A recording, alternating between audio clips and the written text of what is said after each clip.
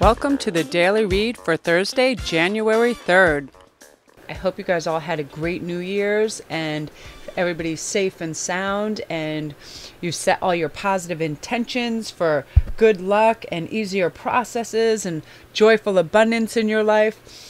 So this looked like a pretty good spread. I had to lay them down and let the cards sit for a moment because winter kept coming up and trying, as I would deal them, there's something about the card coming out of my hand and landing on this that she goes swish. So I just put them out and let them sit for a minute while I occupied her. So look at the energy we have to work with today, you guys. This is amazing. We have the Sun, the All Gifted, and the Queen of Pentacles. And this particular deck is called the Apocalypsis. And this is actually, I believe, the deck that follows the Illuminati, the same author as well as the same artist. The bright super vibrancy is lovely. So I love this for you guys. Look at this. With this Sun, I feel like there is an immense change in conditions that have just improved exponentially that is coming in. You can feel that shift. You're like, wow, I feel lighter, I feel clearer, I feel luckier, right? I feel like good fortune is really about to smile on all you guys. So get your cosmic camera ready and prepare to capture the moments, because luck is going to come in the form of small things and big things. You know what I mean? Like that great parking space right when you pull in there. Somebody bringing you back the perfect lunch at work. Little things like that. But then some crazy thing like a job offer with like double the salary you expected. I mean, these are really, really beautiful gifts from the universe, because I feel like we're on a cool turning point and a precipice of discovery where we're like, wow, I really decided to be kind and considerate of me and my goals and take care of myself. So now I have that gift to give to others, that sort of thing too. But this really speaks, I'm going to shift the boom with me too. This really speaks of lucrative dividends. Something is going on the money front at work where people are taking notice now. And I'm really excited for that. That's terrific, you guys. Oh, and this is my New Year's necklace I placed out here. I'm going to be putting up some pictures of me in it on New Year's. And listen, big deal going over on Instagram at SparkChrist11. If you guys want to come get in on it, you have a chance to win this necklace or anything off of my Etsy store if you just put down what is one of your most important New Year's resolutions, or just one of the directions you want to travel in to change your life for the better and those around you. And it's going to be a family vote off. I'm going to have everybody in my family take a look at them, and we're going to choose them, because of course I have people that I interact with on a daily basis, and there are a few of my faves, so I don't want to be unduly guided. So they're actually going to read them off to me without me seeing who it is as well. So you can get on there and you can win anything on my Etsy store if you go up there and you're the winner, because I want to have, this is just going to be the month of giving, because I feel like there's a bunch of cool stuff I want to do and I'm going to do for you. With the Sun too, it's all about that cool energy of looking forward things to, right? That excitability, that little light that you're like, I have this. If I work in these beautiful 24-hour time frames, I can make small adjustments, and these mini accomplishments are going to add up to a day full of really cool stuff, right?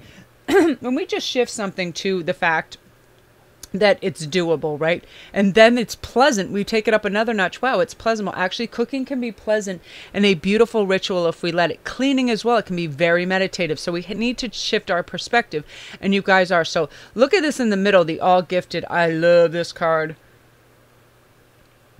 What this speaks of is you being able to be super multifaceted and multi-talented without giving it much thought either. It's kind of like being cosmically directed. Like one time at work, I was just stunned by this crap that I could pull off that I had no idea I had the skill set for. I was in this regular area, and they're like, "Oh, Melanie, do you want to come over and do the pizza oven?" And I had never made pizza. I had never done crap, but the dough was like the most fun thing to play with, and I thought, wow, I can get really creative. And I made these rainbow pizzas, which were, I was using purple cauliflower and all this stuff, and people were coming up to the counter and taking pictures and Instagramming it, because I made it a creative endeavor instead of, I will tell you the truth, I did start with oh my God, that oven is 1,000,000 degrees and I'll probably melt, of course we will start on that avenue, which is our ego coming into it. And then I was like, oh my God, I can make anything. And I had so much fun. And you're going to see that now. You're going to tap into into abilities and gifts that you had no idea you had, whether it's cooking, designing, singing, musical, acting. You're going to become, I feel like this group, I keep hearing experts in negotiation. So whatever you're trying to aim at in the form of raises or get people to listen to you at work, that's where your gifts are going to come in. You're going to be able to have a strong power of persuasion. And it's just simply through you being a pleasant, nice, well-rounded, balanced person. Because this is, if I started writing down things as soon as I woke up, and I came to this conclusion. Okay, we behave how we feel, right? And we feel because of what we think, and we think what we believe. So let's believe in ourselves, right? That's where our gifts really come out. I literally blow my own mind sometimes when I start writing. I'm like, how do I even know this word exists? I never use it in a daily phrase. Sometimes they're Latin, sometimes they're other, but I'm tapping into, an area of my head where I'm not too worried about it. Nobody's around, nobody's gauging, nobody's judging. It's just me, my brain, and my guides, and angels just working through some things and thoughts to bring you the messages the right way with like a punch to it though. So it has sentiment and it has feeling. Those types of things, like you're going to be pulling stuff out of your proverbial magician's hat. Like, here's a white rabbit, here's a butterfly, here's a unicorn, here's a freaking Maharaji, just that type of thing. Like, ta-da, ta-da, ta-da. It's amazing. And you're going to have that crazy luck from the sun. You know what I mean? Just coming in insanely. And, this is where we're moving into the Queen of Pentacles wrapped up with the All Gifted. This is about limits too, because it's fun to say yes as a person, all right? But we have to remember we're people. I sometimes literally forget I'm a person.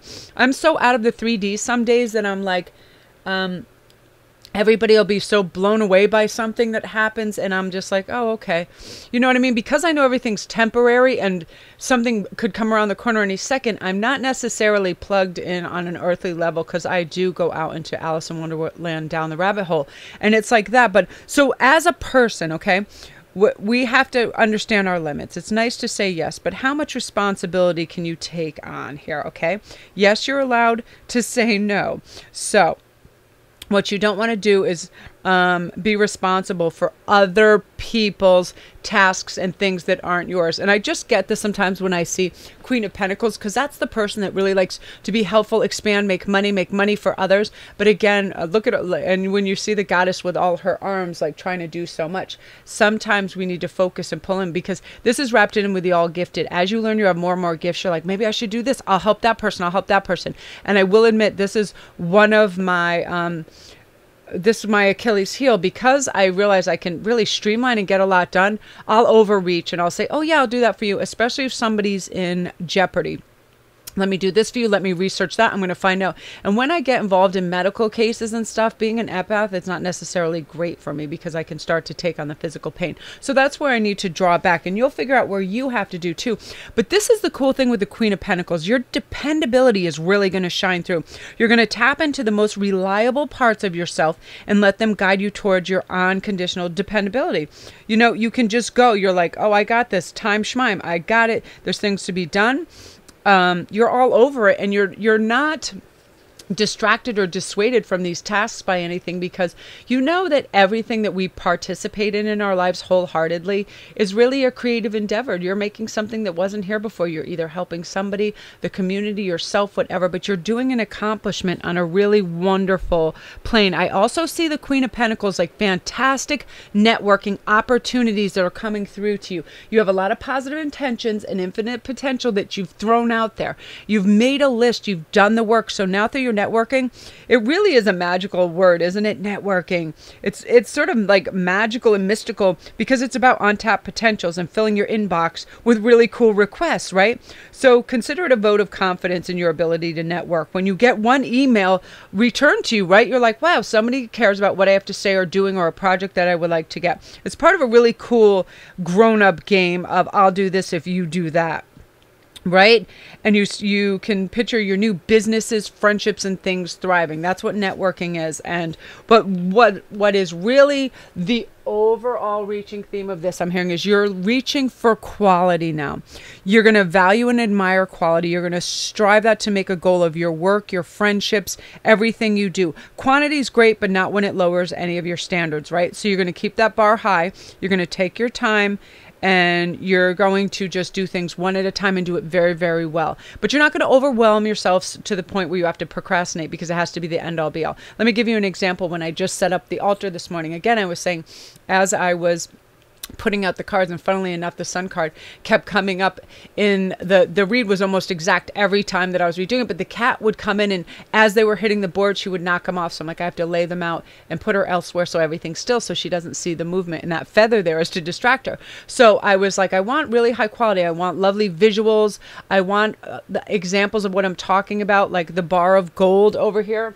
That's about the sun, you reaching for the brightest element of high quality and value that you can. And the amber orb, I love amber. I just feel like it's things that have been around that's ancient knowledge on tap. The feather to be light, and to remember to just glide through things peacefully and gracefully, right?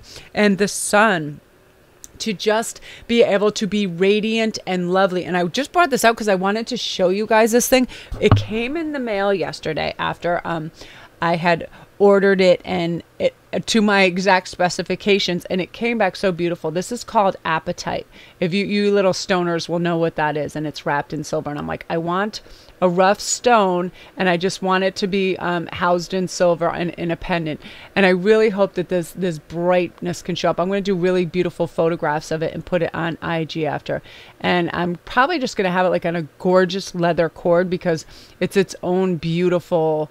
Oh, I just love it so much. Appetite, and it looks like a rock from the side. It has all these beautiful facets, but when you hold it up to the light, it literally beams out. It looks like water in the sunlight. It's so, so beautiful. But that's what I mean. I want you to have an extravagant, robust, beautiful, vibrant day, because that's what this is calling for. I want you to have that to be your life, but that's what this day calls for. And when you reach in and you dig deep for these sort of occurrences, what happens is it spills into the next day and the next and the next, and you want to relive and recapture that beauty and balance and dependability, all those things about you. You know what I mean? You want things of high quality. You want that lovely placidness and elegance that just helps you sweep through with grace. I find what takes me down the quickest and puts me in that state of grace, and please try this, is I just look up some old poetry. There's something in the prose of poetry, in the wording, that put your mind in a place of complete imagery, and it sets it adrift, and it loosens all those other little hurry, go, go, go, do, do, do, all those ego-driven things, and just takes you in a place of beauty, placidity, and quiet. So really, really try to do that. Condition yourself to do something really beautiful. Again, I heard Colette Baron Reed say this fantastic thing about being a potted plant that is too small for its pot. So you're pushing against the sides, and you don't want these restrictions, because you know that you're that wheel that you're evolving and you're going. But when you're in your new pot that you decide that you're going to live in, you haven't quite touched the sides or gotten comfortable with it. So you kind of have those little bit of, where's the sides? Where's my boundaries? What am I going to do next? And how do I feel comfortable? And it was such a beautiful, vivid imagery for me, because that's how I feel like a lot of the time when I make a real profound discovery in some of my studies. I'm like, oh my God. Sometimes it's like things that I believe for years just fall out the bottom. They fall right through, and I'm like, oh my God. Then I get upset. I'm like, how could I believe that for years? You know what I mean? Because my inner new self knows intrinsically that this is a true statement. And I'm like, so what? I knew that then. It worked for me then. I can't know everything, for God's sakes. You know what I mean? Then I take it easy. And that's what you guys are all about, like just gorgeous expansion right now. So I'm going to do your essential oil cards right now, because Ian was telling me sometimes that people, like, he goes through the statistics that people like to start right off with tarot, and then they can drop off if they don't want to hear the trigger versus true cards. So you're welcome to stay around. And if you guys are new, don't forget to press like and subscribe, and welcome to the channel. And my links are all down below. If you need a private read, Instantgo, you want to go check out my Instagram page, SparkChrist11, my Etsy store, which has all this gorgeous jewelry. anything possible down there in the catacombs. Okay, so let's see what our beautiful trigger versus true statements are. So the anti-aging is, it's so funny. I put these just too far away to read from where I am, because even with my glasses, I am disconnected is your trigger statement. The true statement is everything is connected. It will be beneficial for you to spend time in quiet contemplation. You need to reflect within to find the answers that you seek. Beautiful and true, right? Sometimes nothing helps when we look to the exterior. It's just not there. It's always going to be in our interior space, in our heart space. Trigger statement. Their opinions matter to me. The cleansing true statement is, I see things in a new way. As you release external influences and energy, you will become clearer with regard to what is needed.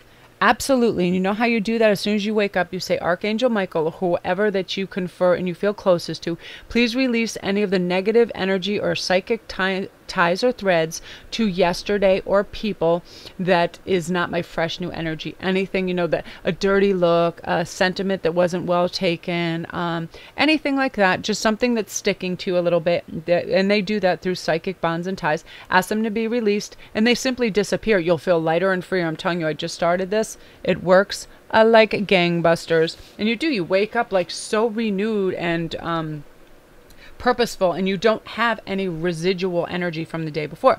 So the trigger statement is, I never get what I want. And Sandalwood's true statement is, I am a powerful creator. Listen to your inner voice, release your ideas of the outcome you wish to see, and trust that you are aligned with the universe. Makes sense, right? We know that when we're not worried or bothered about external factors and what other people think, anything involved with the ego, we go to our soul, and our soul's voice always say, man, you are on top, potential times 10,000.